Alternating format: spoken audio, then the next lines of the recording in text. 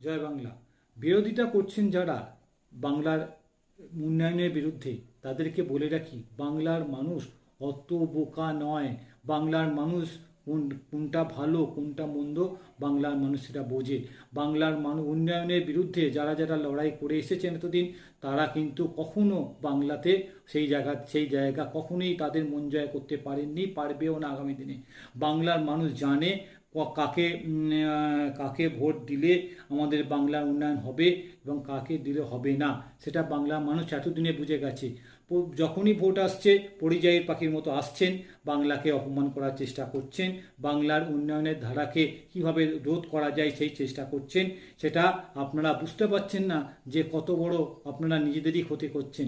বাংলার মানুষের তাতে কিছু এসে যায় না। আপনারা হাজার হাজার বার আসুন, কিচ্ছু এসে যায় না। বাংলার উন্নয়নের ধারাকে কখনো রোধ করতে যাবেন না, সেটা আপনাদেরই ক্ষতি হবে। আর উন্নয়নের গতি আরও 10 গুণ বেড়ে যাবে, সেটা নিশ্চয়ই এতদিনেও বুঝে গেছেন। আমরা মনে করি সারা ভারতবর্ষের মানুষ এই উন্নয়নের তারা যেন পায়, এগিয়ে নিয়ে চলে। প্রত্যেকটা রাজ্যে যেন এই উন্নয়ন আমাদেরকে মডেল করে তারা প্রত্যেকটা রাজ্যে সেইভাবে যেন এগিয়ে নিয়ে চলে।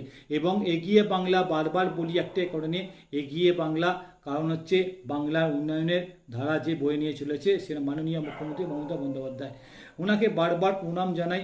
উনি ধর্মকেন্দ্র থেকে শুরু করে প্রত্যেকটা ধর্মক্ষেত্রকে সুন্দরভাবে সাজিয়ে সুসজ্জিতভাবে সাজিয়ে দিয়েছেন। শুধু হিন্দু ধর্মেরই কথা বলি, হিন্দু ধর্মে লাস্ট যেটা করেছে আমাদের অনেক বড় পাওয়া আমাদের ভারতবর্ষের মানুষের কাছে, দীঘার জগন্নাথ মন্দির ধাম, যে মন্দিরটা করে মানুষের কাছে, মানুষের মনে জায়গা করে নিয়েছে ভারতবর্ষের প্রত্যেকটা মানুষের কাছে।